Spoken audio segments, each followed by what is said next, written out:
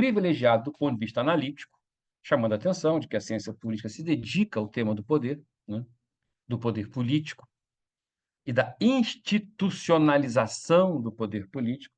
Claro que a ideia de poder ela é mais ampla do que o poder institucionalizado, sabemos disso, Foucault já nos abriu essa porta e muita gente veio atrás dela, mas nós estamos tratando aqui desse poder institucionalizado. Okay? Então, retomando. Em outros termos, se o poder representa um problema a ser privilegiado do ponto de vista analítico, isso, isso se deveria, antes de mais nada, ao fato de que ele representa também um problema, talvez mesmo o problema crucial, a ser enfrentado e solucionado no plano prático da convivência entre os homens. Não é senão um desdobramento de tais proposições, assim, o reconhecimento de um conteúdo utópico ou crítico que caberia ver como inerente à própria definição mais convencional e corrente do objeto da ciência política. Vou seguir um pouquinho e vou explicar depois. Tal conteúdo aponta uma condição hipotética de convergência esclarecida e eticamente fundada, isenta de relações de dominação a caracterizar a coexistência política. Ou seja, o que ele está nos dizendo? Estamos o tempo todo a pensar do ponto de vista utopicamente, a ciência política tem um conteúdo utópico, eu sempre digo isso para os meus alunos. Os antropólogos são muito mais divertidos do que nós, porque estudam coisas muito mais divertidas do que nós. A gente tem uma coisa, uma animação interessante, eu acho, a ciência política. Ela, por mais que goste de se apresentar como uma ciência neutra em relação a qualquer dimensão axiomática, ela está operando com dimensões utópicas, né? No sentido de lugares que não existem, vir a ser desejáveis. Então, quando falamos em democracia, em capacidade de soberania popular, nós estamos imaginando todo mundo conseguindo participar do debate público e decidir coletivamente. Então, a decisão foi democrática, a gente diz isso, a decisão foi pública. Nós estamos ali falando quando, na verdade, sabemos nós que estamos banhados de relações de dominação, assimetria, né? Diferença de capacidade de interferir na vida pública. Mas, quando estamos falando que é fundamental a defesa do caráter democrático dessa autoridade, estamos aí a imaginar uma utopia, né? Uma ideia utópica, e não há nenhum problema nessa expressão, apenas a utopia, como diria o Thomas More, é só um lugar que não existe. Se ele é inalcançável, isso é uma conversa dos seus detratores, né? A utopia está lá, ela é uma ideia, né? E quando falamos disso, né, do caráter democrático da autoridade, estamos claramente tratando aí de que a ideia do conteúdo democrático da autoridade é a ideia de que o demos, de certo modo, o povo, ele controla o kratos, o poder. Sabemos nós que isso parece um contrassenso histórico, né? Temos no kratos. No entanto, isso é para nós um objeto de discussão, de reflexão e de projeção. É isso que ele está nos dizendo, né? Esse é um problema da ciência política, assim como a política pública. Quando a política pública entra no jogo para produzir um fim desejável, tem ali uma ideia de um mundo melhor que será produzido a partir dessa intervenção dessa política pública. Então, ela tem uma dimensão, uma perspectiva projetiva, né? Uma perspectiva utópica nesse sentido, foi a expressão que o autor usou, eu fico mais numa dimensão, ela tem uma dimensão inevitavelmente projetiva, né? Se eu estou botando, não, vou fazer uma política para mulheres irem trabalhar, eu estou imaginando, tem um monte de coisa aqui, tem camadas e camadas de agregação intelectual e de perspectivas e noções de igualdade, igualdade de gênero, igualdade entre os seres humanos, a ideia de justiça presente, daí o texto da Amartya Sen, tem sempre uma ideia de justiça embutida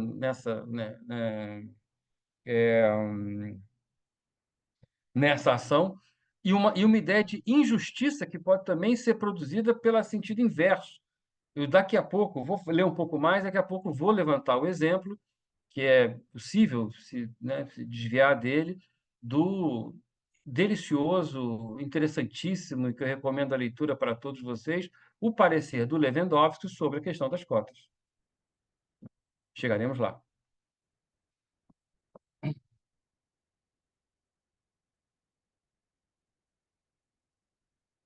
Ah, o, o grande problema que, de certo modo, subjaz essa conversa utópica, perspectivista, é saber que o problema que a gente está tratando aqui envolve a constituição e preservação da autoridade democrática. Precisamos constituir, né, e preservar a autoridade democrática. No entanto, há uma tensão, né, de que ela tem que ser constituída e preservada, mas, ao mesmo tempo, ela precisa ser contida. Daí essa ideia de contenção versus eficácia. E aí vou ler mais um texto. Bom, e a questão da autoridade e sua preservação, ela é importante na medida em que ela é desejável, a autoridade política do poder, entendido como ingrediente necessário de qualquer esforço, e esse é o ponto que eu queria chegar. A autoridade política ela não é simplesmente um sinônimo de autoritarismo, né? Por isso a ideia da questão democrática da autoridade. Porque a autoridade democrática, em tempos contemporâneos, ela é desejável como ingrediente necessário de qualquer esforço de coordenação das ações ou de organização que vise a realização de fins coletivos. Então, tem uma ideia aqui que subjaz a noção de política pública, que é a ideia de fins desejáveis, fins coletivos desejáveis. Justamente o ponto do texto do Sen, que virá logo em seguida, é chamar a atenção para a crítica que se faz ao que poderia parecer excesso de fins desejáveis. Professor, estou perdido. Que texto que o senhor está lendo? Eu estou lendo o texto do Fábio Vanderlei Reis. Do Vanderlei. Ah, então tá bom. Fábio Vanderlei Reis. É aquele que você diz que não conseguiu ler porque não chegou. Tá no chat, amiga. Mas o Bonitinho botou no chat já. No chat, Bonitinho. abre ele, tá na segunda página. Então, talvez vocês possam acompanhar ali, porque eu estou agora no parágrafo 1, 2, se a edição é a mesma, deve ser, só tem uma, 3, 4.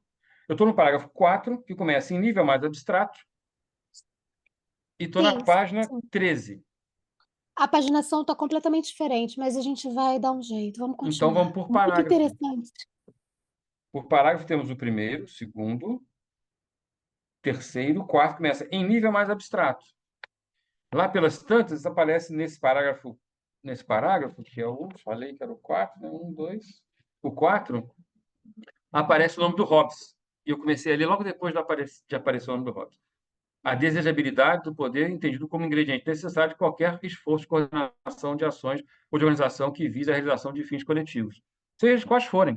A cota como uma forma de produção de justiça, a creche como uma forma de produção de justiça. Então, tem uma ideia de uma sociedade justa imaginada que você pode, né? O que anima as cotas, a política pública de cotas? A ideia de igualdade entre os homens, né? Uma sociedade justa é aquela que produz a igualdade entre os seres humanos. A cota é um instrumento, né, do qual você não vai garantir a igualdade entre os seres humanos.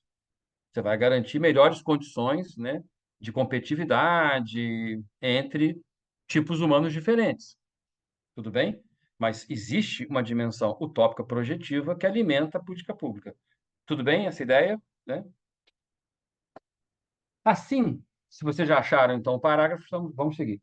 Assim, para uma coletividade dada, a questão de institucionalizar mecanismos de tomada de decisão. Notem, qualquer conexão desta conversa, você institucionalizar mecanismo de decisão com o módulo, né, com a aula em que nós vamos discutir formação de agenda em políticas públicas, não é mera coincidência. Um tema central da área de políticas públicas é a discussão da formação de agenda. Como é que se forma a agenda em políticas públicas?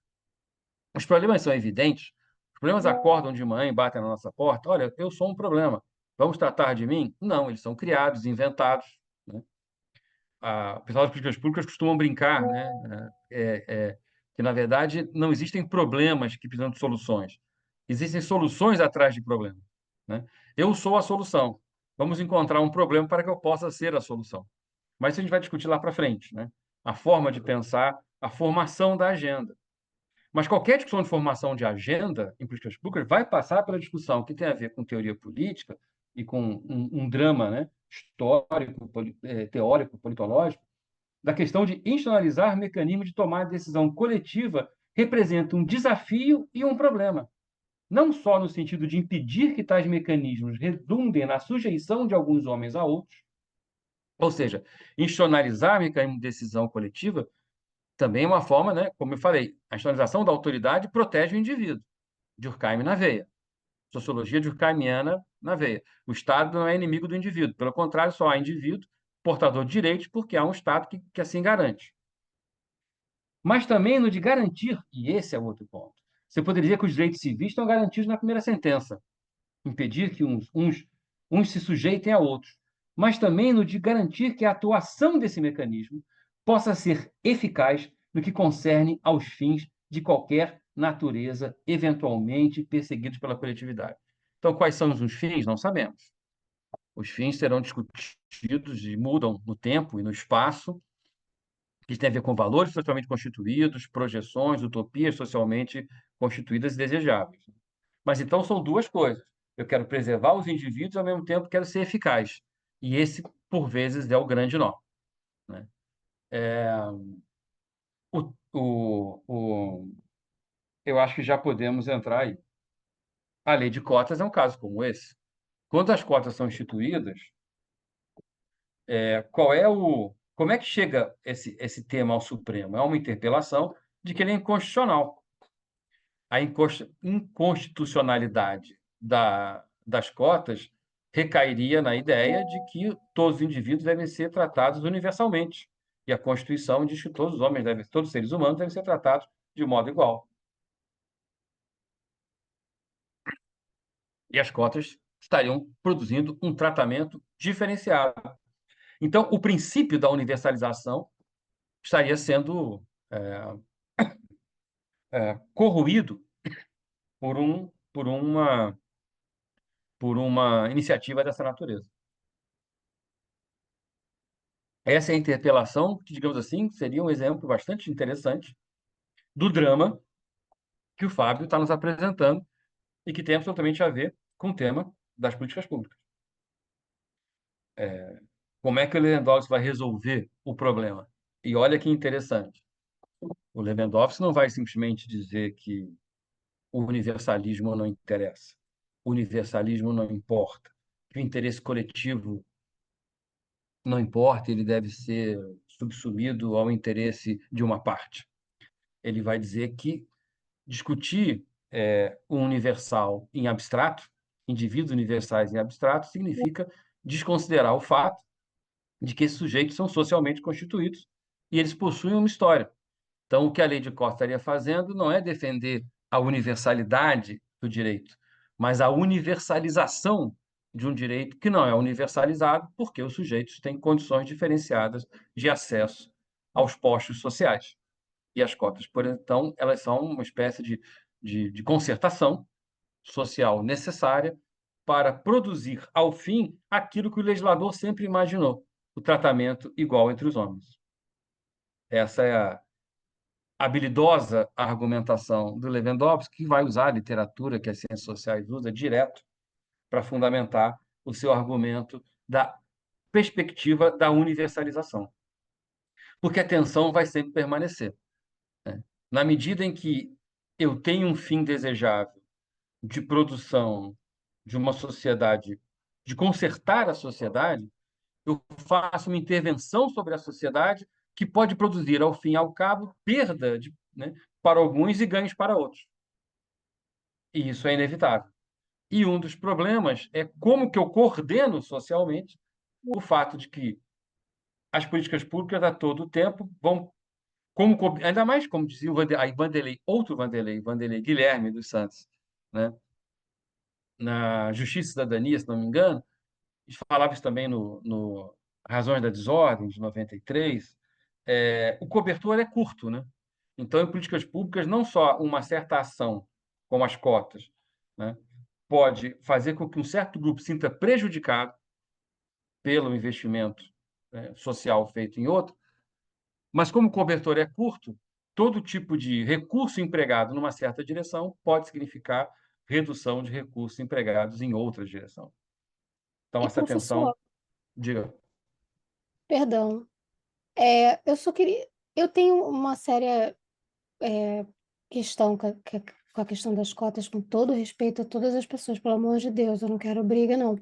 Mas é porque a sensação que eu tenho das cotas é que ela é muito mais uma política pública voltada para uma agenda de reeleição ou de uma agenda política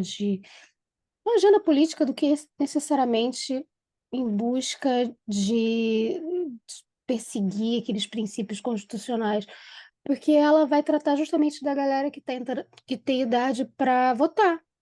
Então, eles estão colocando na universidade, aspas, dando oportunidade, que, na minha opinião, ainda gera um novo funil para muita gente, mas o problema, a base desse problema nunca é resolvido, né?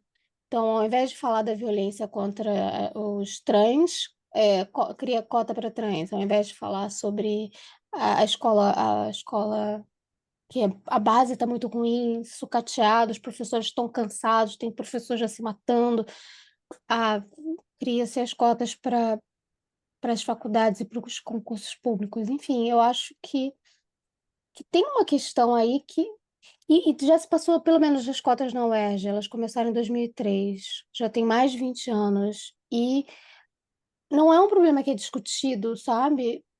Enfim, eu tenho essas questões, assim, mas eu fico com medo de falar, porque às vezes a gente não. As pessoas ficam com raiva da gente quando a gente fala isso. Sim, Laura, a gente está tratando exatamente disso, né, cara? A construção da agenda, ela implica tensão, disputa, discussão e, eventualmente... Mas eu tentar reagir à tua questão, que eu acho que ela é pertinente à provocação que eu estou fazendo.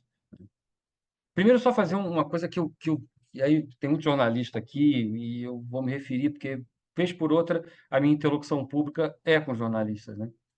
E eu acho bastante interessante como que, por exemplo, queriam me entrevistar recentemente para falar da política eleitoreira do governo em relação à mudança do regime do imposto de renda. E eu achei interessante, assim, porque o lead da matéria já vem com medida eleitoreira. E eu sempre fico a me perguntar o significado desse negócio, porque, assim, é claro que é sempre possível argumentar que quando um sujeito criou uma política pública qualquer, ele tem lá, no fundo, o interesse em se reeleger. Eu faria duas ponderações. Primeiro, assim, seria muito estranho um ator político que não queira conquistar e manter o poder, para usar a linguagem do velho Maquiavel. Porque se eu quero fazer o bem à humanidade, ok, eu preciso de autoridade política para fazer. Se eu quero fazer o mal, também. Se eu não quero fazer nada, também. Se eu não quero agir sobre nada, também. Então, assim, me parece da natureza da ação política, em contexto competitivo democrático, desejar se reeleger.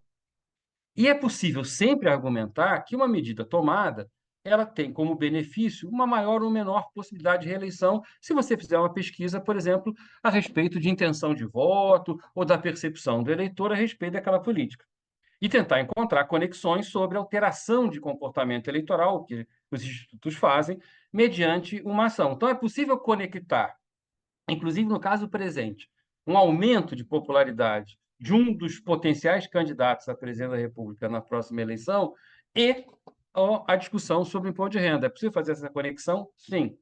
Agora, essa política pública ela produz como efeito determinado tipo de benefícios sociais para parcelas da população? Talvez também, embora essa seja uma outra discussão, certo? Que aí é uma discussão substantiva sobre a política. Ela é boa ou ela é ruim? Ok? Mas, assim, eu acho que pois nós analistas, é razoável termos o cuidado de separar um pouco essas coisas. A gente não pode começar com esse lead de que ela é eleitoreira. Geralmente, isso assim a gente usa para detratar o adversário. Quando o Bolsonaro tentou fazer uma espécie de Bolsa Família à sua moda, né, seus adversários políticos trataram isso como medidas eleitoreiras. Assim como, né, a base eleitoral do Bolsonaro trata as medidas do governo atual como medidas eleitoreiras. Não acho que caiba a nós, analistas, enquanto analistas, não como cidadãos públicos e eleitores e tal, fazer essa conexão. É claro que toda a política pública pode vir a produzir como efeito melhora na percepção eleitoral de um político. Ok. Mas, por outro lado, ela pode também, potencialmente, produzir benefícios sociais para o segmento ao qual ela está se dirigindo. E essas são duas coisas diferentes. Alguém poderia dizer, olha, nada mais está acontecendo que a base da democracia, né? O sujeito faz alguma coisa que a parcela da população gosta, a pessoa devolve com voto. Então, assim, eu tendo como profissional, a ter uma certa preocupação em evitar comentar a intencionalidade da ação política. Por quê? Pela minha quase total incapacidade de compreender a intenção subjetiva do sujeito da ação. O que eu posso fazer é pensar as correlações que essa ação produz na vida pública. Então, assim, é possível conectar a medida da política pública a aumento de voto e a perda de voto também? É possível. Essa conexão existe. Eu posso detectá-la, né? Então, assim, é razoável supor que a figura faça isso porque quer se reeleger? É razoável. Se isso é razoável, então eu posso dizer assim, talvez o mecanismo democrático ao qual o nosso autor se refira, o fundamento democrático da autoridade política, reside exatamente nessa ideia de que, na pior das hipóteses, para aquele que foi autorizado politicamente por nós permanecer autorizado, terá que fazer alguma coisa legal, porque senão a gente pode ser que não autorize mais.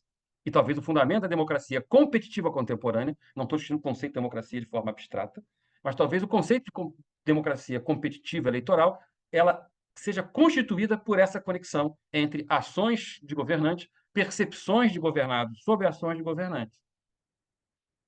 Também mencionando um autor classicão, que é o Maquiavel, né? A equação de um governo é quem apoia e quem não apoia, né? Na equação moderna de um governo democrático, essa equação passa por uma relação entre ação política de governo e percepção de eleitores. Quando Maquiavel menciona isso, era na porrada que se resolvia. Mas o nosso caso agora é... Então, assim, poderia dizer que faz parte do processo da competição democrática a ideia de que, eventualmente, você possa conectar medidas. Eu faria duas análises. Olha, a conexão eleitoral existe e pode ser detectada pelos institutos especializados nisso. Pergunta 2. Essa política, aos olhos de quem, dos beneficiários daquela política pública, ela parece boa? É uma conversa.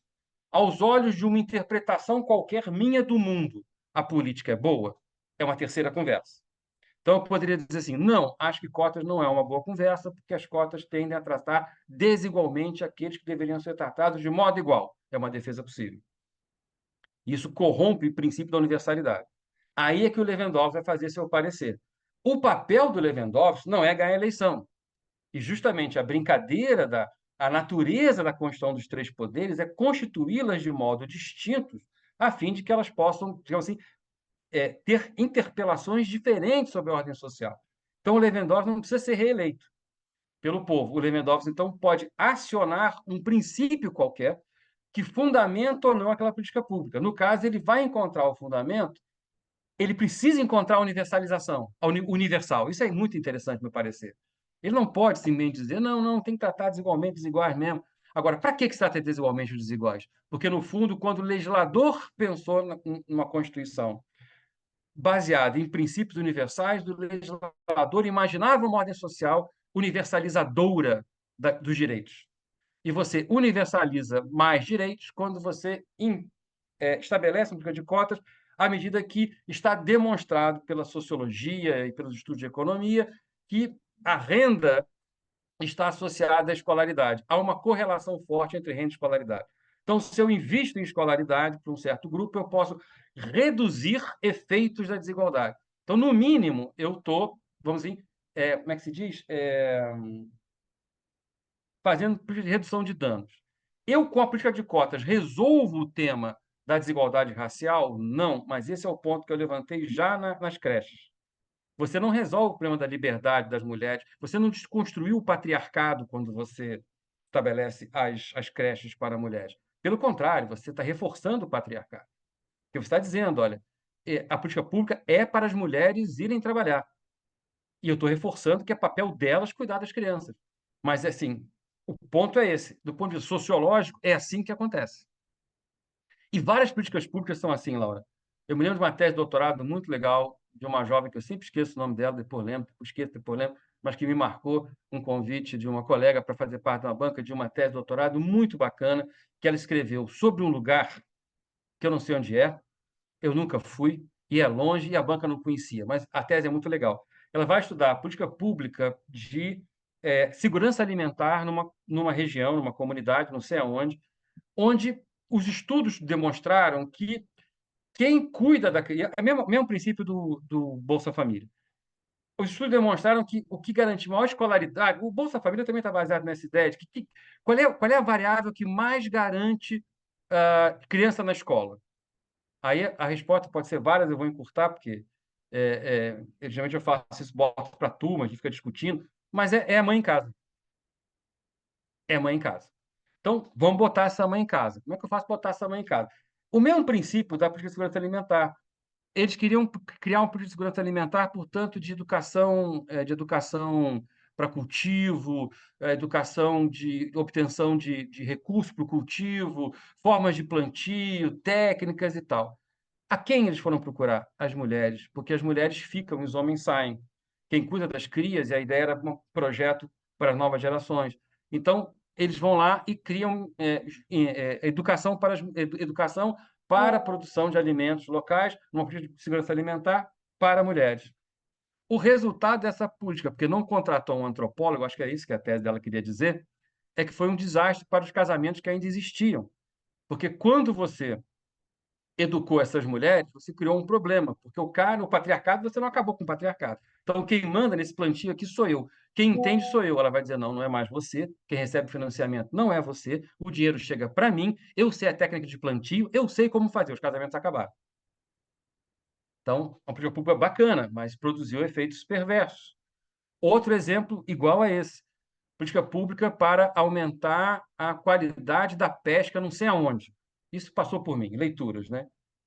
Na verdade, essa nem foi leitura. Uma época eu tive um trabalho muito legal de consultor do PNUD e andei o Brasil inteiro ouvindo projetos locais. E tinha uma história maravilhosa, que era uma comunidade de pescadores, e aí os caras queriam criar uma política pública de aumento da produtividade da pesca. Pô, vamos pegar os garotos, a nova geração, né, em grau de escola, com grau de escolaridade mais alto que seus pais, e vamos ensinar eles como é que faz a pescaria.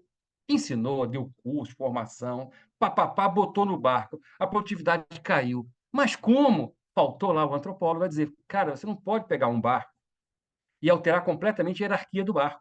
Quem manda na meleca do barco é o papai, não é aquele garoto. Quando o garoto começa a mandar no pai que essa é a forma de produzir, vai dar problema, eles brigam e o barco já não sai.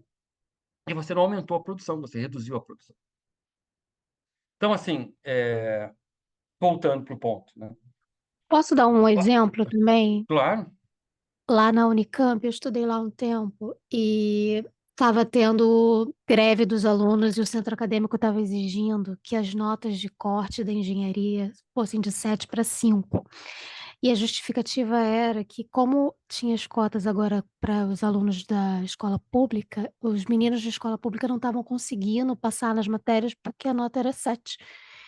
Então, o que eles queriam era diminuir a nota para passar para esses meninos passarem. E aí a discussão era abaixar a qualidade do ensino deles, porque essas crianças estão entrando na escola sem a base das outras crianças que vêm de classe média alta, porque em Campinas é isso, é muita gente rica, que tem uma base boa, sabe? E essa era a discussão do centro acadêmico tem uns 7, 8 anos. não, o ponto Mas, é bom, e aí nos remete desculpa, professor. Não, só um ponto, assim, eu não sei até que ponto, mas eu acho que tem estudos, assim, mostrando que o rendimento dos alunos cotistas muitas vezes é até maior do que o rendimento de alunos que entraram sem o benefício das cotas, né? Então, eu acho que isso também tem tem um contraponto. Só para trazer uma É, ideia, eu não tenho aqui agora esses estudos, Não, mas eu conheço esses estudos, fizeram esses estudos na UERJ, eu conheço, eu sei que isso é verdade, eu tô relatando uma coisa Em que eu caso. presenciei. Não tô dizendo quem tá certo, quem tá errado. minha amiga Elielma Aires é uma das autoras, né, desses trabalhos que fazem avaliação. Aí, para a gente voltar para o curso, quer dizer, voltar para a discussão da política pública, não que a gente tenha saído dela, mas para conectar, isso que nós estamos conversando, quando Laura fala, não, mas tem um caso tal, aí se alguém vai estudar o caso tal, tal, e o Alex fala, não, mas tem estudos tais. Aí a gente está entrando num terreno legal que vai aparecer no módulo, né, de políticas públicas, que é de avaliação de políticas públicas. Isso é uma arte difícil e também controvertida, porque a dificuldade da história da avaliação é que você tem duas dimensões, vamos dizer assim. Uma, ela é de natureza do embate mais normativo ou prescritivo, ou o que a gente vai discutir na próxima aula com o Sen. Próxima não digo que Priscila vem dar a próxima aula. Próxima terça, quando eu volto. O texto do Sen, que é uma discussão mais normativa a respeito de que sociedade justa queremos, né? Onde é que está a justiça aí? É injusto diminuir a qualidade da universidade, né? E outra dimensão, antes que você pule, Alex, outra dimensão está diminuindo? Não está diminuindo? Aí é a avaliação assim, quando a política pública é formulada, ela é formulada com que objetivo, certo? Os objetivos estão sendo cumpridos? Porque você pode dizer assim, olha, os objetivos estão sendo cumpridos, mas ela produz efeitos perversos. E isso é estudo. Então, tem uma área, vamos dizer assim, mas no ciclo das políticas públicas, vocês vão aprender aqui, você tem a dimensão da formação de agenda, uma vez construída a agenda. Né? Desigualdade racial, ela não era agenda, era uma agenda marginal. Ela vai se tornando um tema de agenda, aí isso aí formula-se uma política pública em torno disso. E no terceiro momento, a gente tem a aplicação dessa política pública, que entre a formulação e a aplicação também você vai uma certa diferença entre aquele que planejou a política e a execução dela. Então, quais são os objetivos, né? Como eu mencionei aqui, uma política pública, no caso da comunidade agrícola, né? De agricultura familiar, que o objetivo teria sido alcançado do ponto de vista do aumento da produtividade, mas os casamentos acabaram. Alguém poderia dizer, não, foi livramento, professor, até foi bom ter acabado o casamento, ou não, mas isso aí é também motivo de avaliação de política pública. Mas é o grande debate em torno. Só que são dois debates. Um é a avaliação da política vis-à-vis seus objetivos e os fins produzidos e os efeitos perversos. No caso da política do peixe, deu errado, porque a produtividade caiu. Então, essa é óbvia. Assim, alguém podia dizer, mas é justo investir em tecnologia pesqueira, ou é melhor investir em alguma outra coisa, sei lá eu. Mas, assim, feita a política pública, é a avaliação dessa política pública. Outra dimensão da conversa é se ela é justa do ponto de vista dos fins socialmente desejáveis, que é outro debate que não se esgota, não termina, né? Por exemplo, o tema do patriarcado que eu mencionei, né? Que eu acho que é um bom exemplo. A creche, ela nem arranha o tema do patriarcado, muito pelo contrário, né? Se o patriarcado é um conceito operacional que pode definir uma estrutura de dominação e poder masculino, tomando isso como premissa, ou a creche ela não arranhou em nada. Contudo, diria o Sérgio, que vem daqui a uma semana conversar conosco, aumentou a liberdade de ação de um conjunto de mulheres. Isso é uma política pública, sendo. Porque agora um certo grupo de mulheres, evidentemente restrito à região onde a creche foi implantada, então você não resolveu nem o problema das mulheres, nem do patriarcado, agora tem um grau de liberdade maior de procurar emprego no mercado de trabalho. Isso, Sam dirá, isso é aumento de liberdade.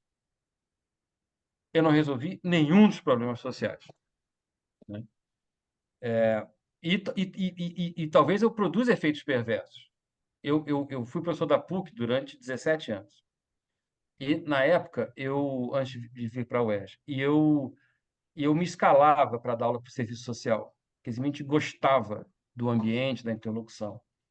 era coordenador da área de política, eu dava curso para fora até que me proibiram, porque se eu era da área, eu tinha que dar curso para dentro. Mas enquanto não aconteceu, eu ia lá. E uma coisa que vou dizer, elas que eram uma turma de 50 pessoas, eram 48 mulheres. Que elas me ensinaram que eu não tinha dimensão, e eu percebi ali, ela falou, a maioria delas eram recém-separadas. Aí vem aquela pergunta sociológica: será que existe alguma correlação entre grau de escolaridade feminino e crise no casamento? Aí vem lá os estudos das minhas colegas apontar que tem, porque, na verdade, as relações, elas têm que... o homem costuma ter maior... Vinha assim, né? Costuma ter maior escolaridade e a manutenção da sua, sei lá, autoridade patriarcal, da sua moral e tal, teria alguma conexão com o fato de que ele tem mais escolaridade e ou conhecimento. Quando essa mulher começa a ter mais escolaridade e potencialmente, com mais escolaridade, potencialmente melhores empregos e melhores salários, a crise se instaura. Então, assim, você cria um programa de incentivo à participação das mulheres em sala de aula. A PUC tinha lá seus instrumentos, né, de incentivo, né, o vestibular para negros e carentes, bolsas especiais e tal. No entanto, então, assim, produz certos tipos de efeito. Mas aí você entra no terreno da avaliação da política e você vai tentar sempre, né, qualificar a política. Mas imaginar isso, ela às vezes tem certos objetivos, atinge esses objetivos, mas produz, né, outros tipos de efeito. Eu estou antecipando aqui a discussão que eu faria no contexto do Sen sobre a ideia de que a política pública não vem resolver necessariamente o problema estrutural. O racismo estrutural não é resolvido com as cotas, o patriarcado estrutural não é resolvido com maior oportunidade de trabalho e renda, emprego ou escolaridade para as mulheres, ok? Mas isso é uma conversa para terça-feira. A gente seguir da teoria, que o Sen vai tratar de modelos de interpretação, para um pouco desses exemplos que eu estou tratando. Tudo bem? Mas a questão que Laura levantou e a provocação, ela tem tudo a ver com o que a gente está tratando, que é essa tensão mesmo, né? A ideia de que, num contexto plural, de perspectivas plurais, essa tensão em torno da agenda e da avaliação de políticas faz parte do processo. O que é preciso institucionalizar, vai dizer o nosso amigo aqui, são as condições democráticas do debate público em torno da agenda. A gente aqui está num momento privilegiado de um curso universitário onde podemos elegantemente divergir, né? Até porque estamos distantes, então não vamos nem às vias de fato, mas podemos divergir elegantemente tratando de ideias. Mas esse tipo de espaço de interlocução ela não é tão comum por aí, né? Podemos Professor, voltar para um trecho do texto? Oi. tem a Cláudia e o Vinícius com a mão levantada, Ai, querendo falar. desculpa, eu fico aqui tão empolgado falando E que Laura, eu te adoro, Vinícius tá? e Cláudia, Desculpa. eu não sei quem levantou primeiro. Eu Não acho foi o que que eu. disse em off para mim. Diga, Vinícius. Posso falar? O Vinícius fala, não Ah, sei. não sei, eu não vi que ele levantou primeiro, desculpe. É porque quando eu penso, né, sobre política pública, né, assim, como eu falei, né, eu estou dentro da saúde mental, então eu vejo política pública o tempo todo e o meu trabalho, inclusive, ele é um trabalho que está conectado a uma política pública, né, porque o CAPS ele é um serviço substitutivo, né, a algo que foi muito grotesco na história do Brasil, que foi a institucionalização de pessoas que sequer tinham problema de saúde mental e foram jogadas lá, enfim, né? Ao bel prazer e para a morte, né? Enfim. Então, o serviço que eu trabalho, ele é uma política pública, né? Ele nasce a partir de uma política pública. E aí, se falando, né? Em algumas vezes você citou, não sei se propositalmente ou se de fato foi coisa do acaso, né? Quando você fala de redução de danos, né? Eu lembro que a primeira vez que eu ouvi a palavra redução de danos, assim, eu fiquei muito curioso, e aí eu fui, inclusive já desenvolvi alguns textos a respeito, né, dessa iniciativa, e a proposta da redução de danos, ela nasce como uma política pública de inserção de um determinado grupo ao sistema de saúde pública, que não tinha acesso, né, que eram as pessoas que estavam em situação de vulnerabilidade. Então, as pessoas não tinham acesso ao serviço de saúde por inúmeros estigmas, E aí criou-se, então, a necessidade de uma política pública para aquele grupo especificamente, né? E aí, assim, a gente reduziu o estigma das pessoas usuárias de substância? Não, né? Mas a política, ela existe, ela funciona e ela, todos os dias, ela mostra para que ela funciona, né? Então, assim, inclusive muitos profissionais da área da saúde, não só do serviço de saúde mental, ou com pessoas em situação de uso de substância, fazem a utilização da prática de políticas públicas. Então, o próprio nutricionista, se você for no nutricionista, ele vai te passar uma reeducação alimentar, e isso é uma ideia, uma lógica de redução de danos, né? A reeducação alimentar. Então, assim, eu entendo a política pública, né? Quando se fala de cotas, quando se fala de todas essas outras políticas públicas, eu acho que para poder valer o que está escrito em algum lugar, né? E aí, no caso, a Constituição de 88, que todo mundo é igual perante a lei e que todo mundo deve ter acesso à moradia, à educação, lazer, trabalho e enfim, todas essas outras coisas. Eu entendo a política pública como isso, como uma ênfase ao que de fato é importante socialmente, assim, construído socialmente, coletivamente, como uma sociedade democrática, sabe? Não sei se eu estou falando uma grande besteira, né? Não, eu vou anotar, vou deixar a Cláudia falar, pedir desculpas à Cláudia, porque eu realmente não vi a coisa da mão, quem levantou, estava aqui distraído. E vou tentar, então, reagir aos dois. Posso, então? Então, professor, eu não consegui falar antes, estava falhando, né? Eu sou uma assistente social, estou aqui em cólicas com tudo que está sendo dito, né? Eu estou desempregada, mas eu viciei durante 13 anos da minha vida políticas públicas, né?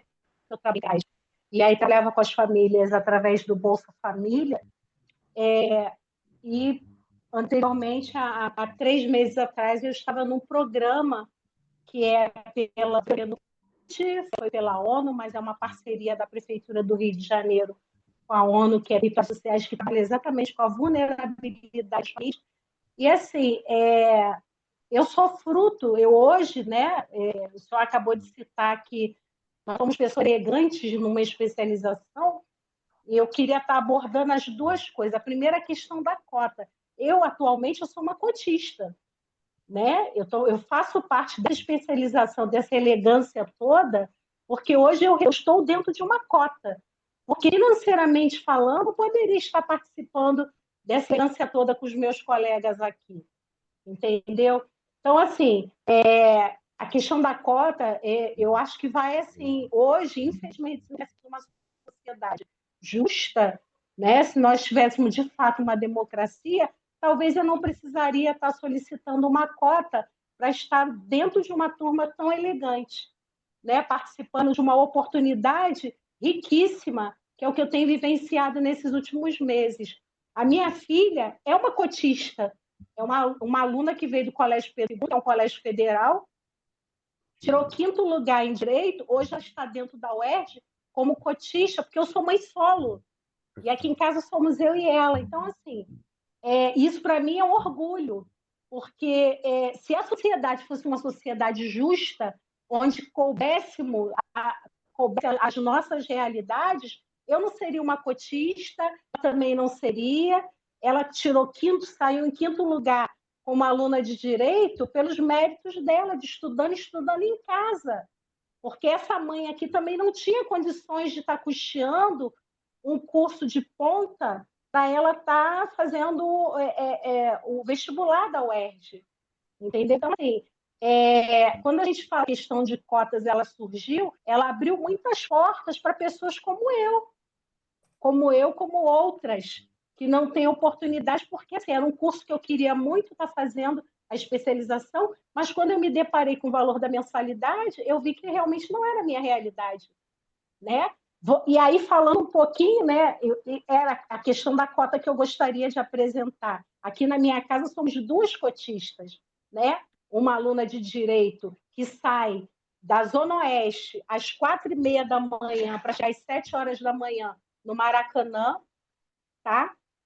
As notas, graças a Deus, sempre foram notas boas, porque mesmo ela como aluna do Colégio Pedro II, ela é uma aluna de excelência e continua mantendo o nível dela. E eu agora, na especialização também, caminhando da mesma forma. E, assim, como eu disse, né, eu fiquei 13 anos na prefeitura trabalhando com políticas públicas. A questão do Bolsa Família, né, que foi abordada agora há pouco também, é uma situação onde a gente vê tem defeitos, tem problemas, com certeza, até porque a gente não tem um suporte técnico que pudesse avaliar e acompanhar isso mais de perto. Mas também foi uma providência ou uma iniciativa, talvez um pouco deturpada ou interesseira, politicamente falando, mas que, em muitos casos, e foram vivências minhas ao longo dos anos em que eu trabalhei, até há 4 meses, 3 meses e meio atrás, onde consegue matar a fome de muita família que está carente, entendeu? Também, volto a falar da mesma forma, se nós tivéssemos uma sociedade justa, democrática, onde eles conseguissem trabalhar e ter os seus salários justos, elas não precisariam estar vivenciando R$ 600 todos os meses, que muitas vezes não consegue nem cobrir a despesa daquela casa, daquela família, porque aquela mulher ela recebe R$ 600, né, ou aquela família, mas ela ainda tem outras tantas coisas para pagar. Muita gente que mora em comunidade, hoje aqui no Rio de Janeiro, não sei se alguns colegas sabem, um aluguel hoje, dentro de uma comunidade, dentro de uma favela no Rio de Janeiro, é R$ 600, é R$ 800. E aí a gente pergunta assim, como é que ela faz com esses R$ 600 do Bolsa Família para conseguir pagar o aluguel, fazer compras e sobreviver? Entendeu? E assim, eu vivi isso olhando em loco a família de cada uma dessas pessoas, e são muitas, mães de família, mães solo, que às vezes precisa sim, até infelizmente, né, o que eu vou falar, meio que ludibriar o governo, porque somente os R$ 600 não cobre a despesa daquela casa, né, porque senão eles estariam passando fome, literalmente, e precisa estar fazendo outros arranjos para poder fazer a complementação de tudo isso, entendeu? Então, assim, sei que são situações políticas que ainda há muito a que se discutir, né?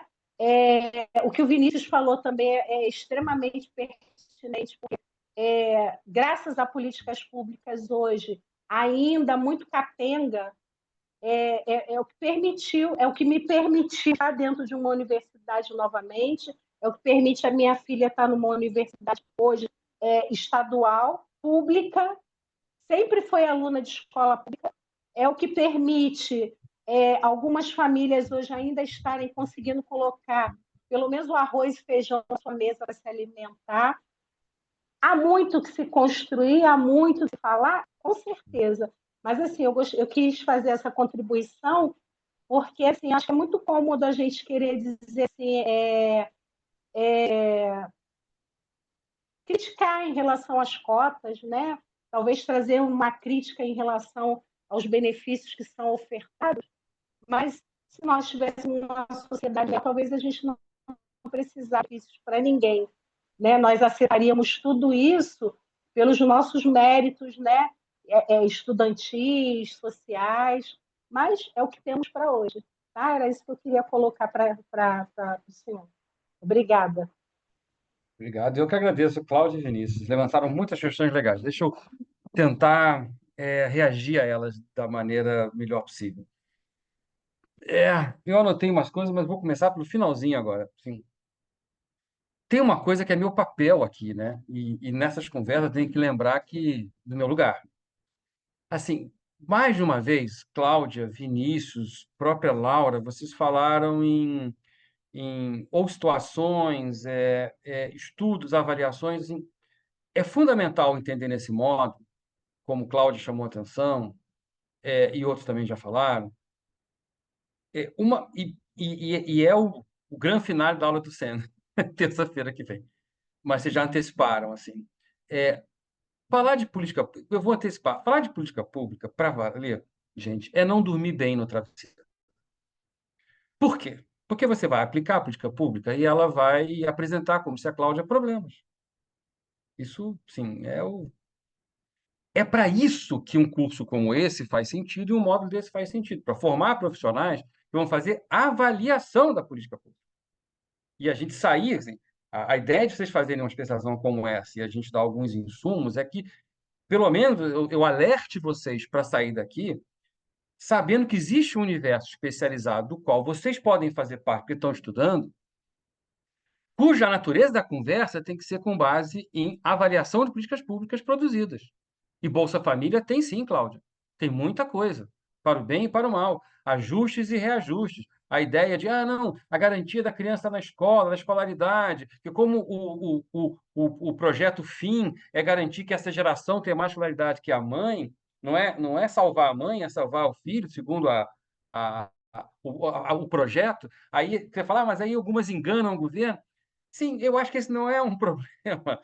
Assim, mas aí como é que o governo vai fazer para tentar evitar, não digo de ser enganado, mas de que a política pública produza o efeito fim, a criança na escola.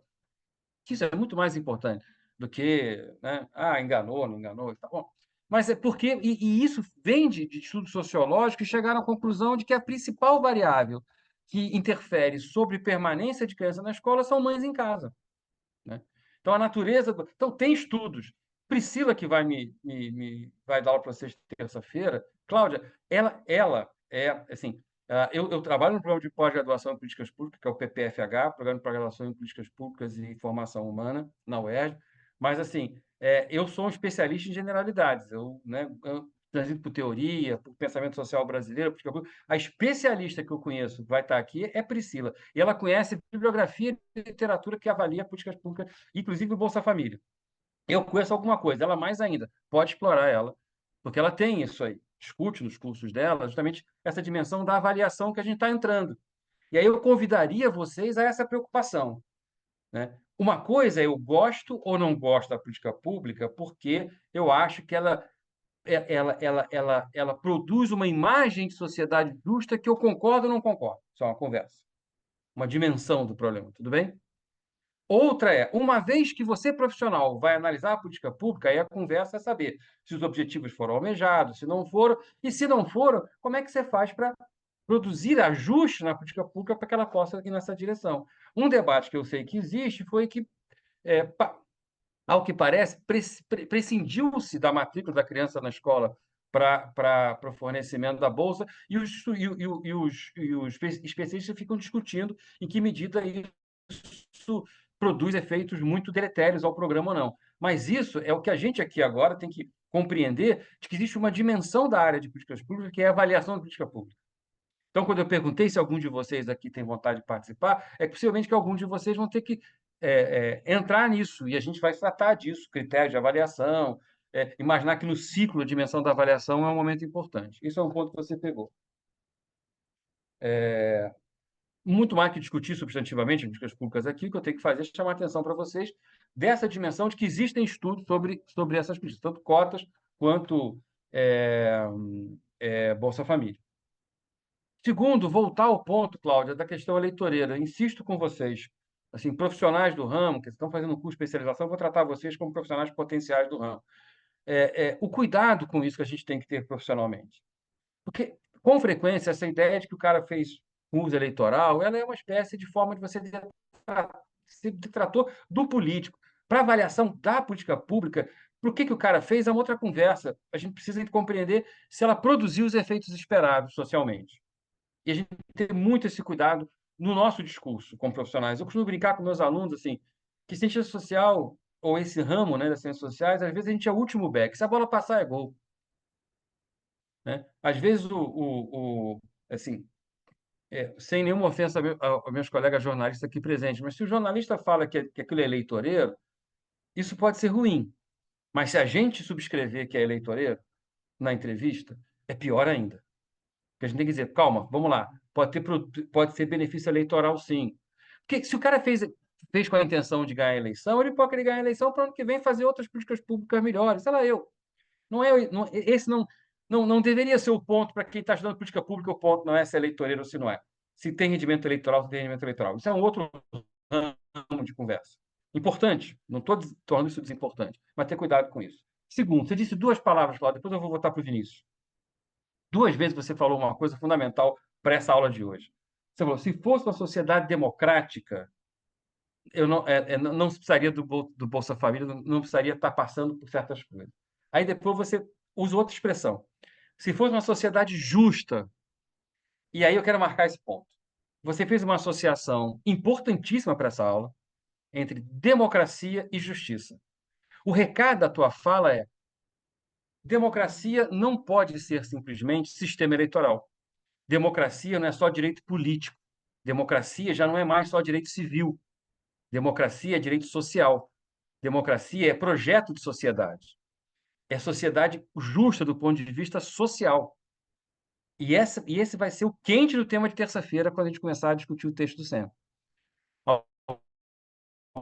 Alguns vão dizer, essa ideia de uma sociedade socialmente justa, ela é um perigo para as liberdades democráticas, é um perigo para as liberdades civis, pode ser potencialmente um perigo para o indivíduo. E nós vamos travar essa discussão terça-feira que vem. Mas você está trazendo aí uma dimensão indescartável que Priscila vai conversar com vocês quinta-feira. São os chamados direitos sociais, incorporados na noção de democracia. Então, vou permitir, nesses 11 minutos que me faltam, contar uma outra historinha. Eu faço muito sala de aula, eu pergunto assim, o Brasil é uma democracia? Metade da turma diz que é, metade diz que não é. A metade que diz que é, fala que é porque tem eleições regulares, eleições são consideradas limpas, tem partido livre, tem imprensa livre, tem sei lá o quê, tem um monte de ingredientes da competitividade eleitoral democrática. Então, somos uma democracia. A outra metade fala, não somos profundamente desiguais, injustos. Então, não somos uma democracia. E eu digo a eles, os dois estão certos. Porque depende do que você está entendendo por democracia. Se democracia é numa matriz, eu não tenho tempo agora de organizar. Quem inventou que democracia é sistema eleitoral, tem data, lugar, território. Quem inventou que democracia é justiça social, também data, lugar, território. Na história do pensamento político, né? da filosofia política, da teoria política. Mas não importa saber isso agora. Importa saber que são duas referências sobre democracia. Quando você mobiliza que democracia é justiça social, você está simplesmente dizendo o seguinte, já transbordou. Hoje, a democracia, a justiça social, ela é encarada como umas dimensões de uma boa ordem, de uma boa vida, ou de uma utopia de uma sociedade boa. Então, entrou na agenda, e entrou na agenda política pública. E aí, isso produz como efeito a tensão que eu estou mostrando aqui pelo texto do Fábio Vanderlei. Eu quero eficácia na produção de justiça social. Mas, ao mesmo tempo, essa eficácia pode produzir injustiças individuais, vamos dizer assim. Quando interpelam o Supremo a dizer que as cotas produziram uma injustiça social com certo segmento, esse é o fundamento do argumento, o universalismo. E a gente vai aprender isso com um autor chamado Hayek, na próxima aula, quando o Sen dialoga com Hayek de um lado e com John Rawls de outro. Próxima aula não, entenda, terça que vem. E a gente vai voltar, então, ao seu ponto, Cláudio, que é muito bom. Vinícius, aí, na sua fala, me chamou a atenção o finalzinho dela também, em que você dizia que políticas públicas para você são o interesse social organizado, interesse democrático discutido. Aí, de novo, assim, você está tocando no ponto do Fábio. A gente tem isso como utopia. A política pública deveria ser uma espécie de produto de uma sociedade que se pensa, que pensa um projeto a palavra que eu quero usar, que pensa que a gente tem responsabilidade social com os resultados do jogo social. Uma sociedade que pensa que tem responsabilidade ética com os resultados do jogo social. É onde eu queria chegar. Mas isso tem dois problemas, essa ideia. Ou esbarra em duas tensões. Uma é que o processo democrático de tomada de decisão ele é uma ideação nossa. Essas decisões elas são muito mais impuras do que a nossa imaginação de que a sociedade democraticamente definiu a agenda, por conta da interveniência dos grupos de pressão, da simetria de poder entre as partes, etc, etc. O outro lado, então, o problema é, digamos assim, da institucionalização dos procedimentos democráticos. O outro problema que a gente vai tratar terça-feira que vem, é o problema de o que é uma sociedade justa. Quando você mobiliza os seus pontos, Cláudia, então Vinícius está pensando em termos da institucionalização democrática da decisão. E Cláudia pensando nos efeitos. Vocês dois falaram de coisas importantes para essa aula de hoje e para esse texto do Fábio Vanderlei. Que são dois nós e duas tensões. A gente, na aula que vem, vai discutir um pouco essa ideia, assim, mas o que é uma sociedade justa? Aí vou pegar um autor que é o Hayek e vou dizer, ó, ele acha que é de um jeito. E o jeito que ele acha que é bateria de frente com tudo que você está pensando aqui quando você falou, Cláudio. E depois vou pegar o John Rawls, que subscreveria o que você falou. Não, Cláudia está certa, é por aí. Então vou pegar esses dois mundos, vou confrontar na literatura da teoria política e depois chamar um Sen que vai tentar resolver esse dilema de uma certa forma e eu vou provocar vocês com isso. Mas nos 6 minutos que me restam, deixa eu ler o último trecho aqui Professor, do... professor, posso só fazer uma reflexão rápida, coisa Pode. rápida mesmo? É que quando você estava falando sobre a medida eleitoreira, eu fiquei refletindo assim um pouco se, por exemplo, que na minha visão a política pública ela leva um tempo até ela produzir resultados, né? Ela não produz muitas vezes, ela pode até produzir resultados mais imediatos, mas, a meu ver, ela produz resultados mais a longo prazo. E, ao mesmo tempo, eu também fico pensando sobre a percepção das pessoas que sofrem a ação da política.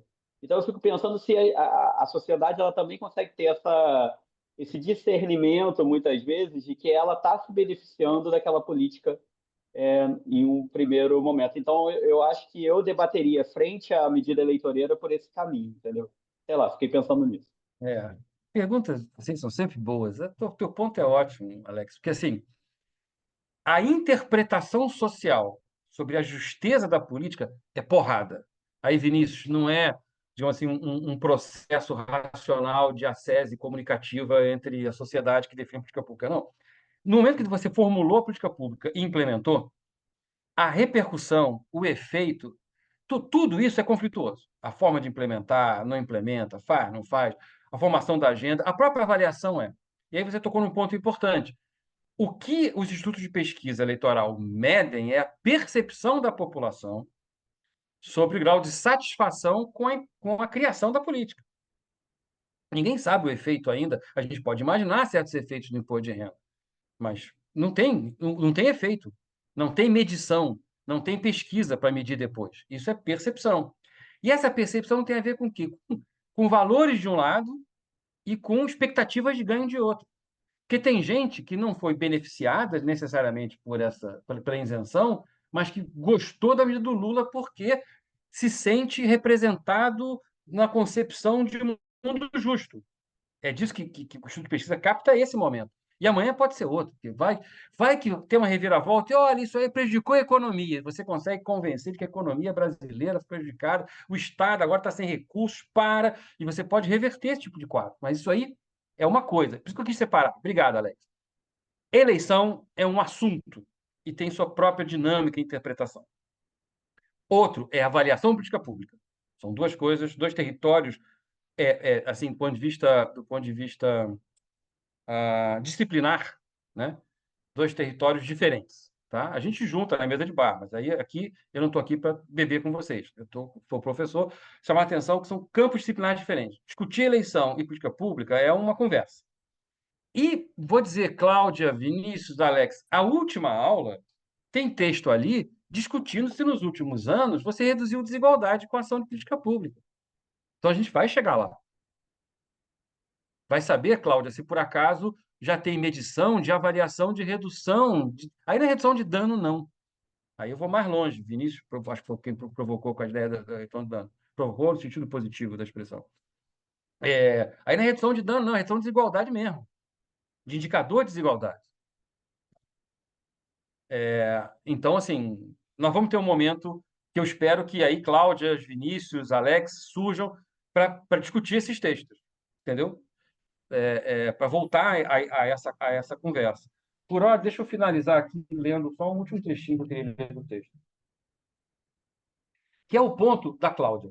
no último parágrafo, lá no meio dele, com um ideário de direitos econômicos e sociais e de participação plena dos cidadãos, Cláudia com Vinícius. Vinícius falando de participação plena, democracia, né, caráter democrático da decisão, e Cláudia com ideários econômicos e sociais, né? Ou de enriquecimento e complexidade crescente da própria ideia de cidadania, aula que vem, agora sim, aula que vem com Priscila Marshall. Tais traços, essa atenção, né? Certa noção, pulei 3 linhas, certa noção de responsabilidade social do Estado, eu acrescento, com o resultado do jogo social, e tendendo a cobrar dele eficiência no desempenho dessa responsabilidade. Essa noção de responsabilidade, eu vou complementar, essa noção de responsabilidade social do Estado, e que faz com que a gente cobre dele eficiência no desempenho dessa responsabilidade, ponto da Cláudia, ponto do Vinícius, ponto do Alex, ponto de vários de vocês.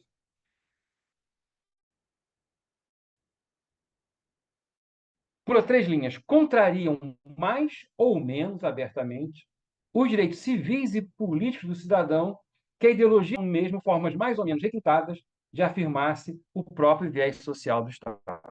Então, há uma tensão teórica, política e empírica entre a cobrança da responsabilidade social com o resultado do jogo social do Estado e uma certa plataforma liberal de observação do mundo que defende os chamados direitos contra o Estado, de contenção do Estado. Ou seja, pensar o tema das políticas públicas do ponto de vista da reflexão política, na responsabilidade social com o Estado de jogo social, de um lado, e contenção de outro. O tema da próxima aula é expansão da cidadania, com Priscila, de 2 plataformas de entendimento. Professor, está travando que é uma muito. sociedade justa. E a tentativa de encontrar, vamos dizer assim, uma forma que... desculpa. O que vocês... Eu estava dizendo que a Priscila vai tratar da expansão dessa e do impacto. Na terça-feira eu volto discutindo 2 plataformas de entendimento do que é uma sociedade justa e o esforço do Amartya Sen, o fato que a política pública não resolve problemas, né? Ela minimiza problemas, ela procura ter ganhos pontuais, mas ela não... Os temas estruturais são mais... Professor, tem outras naturezas.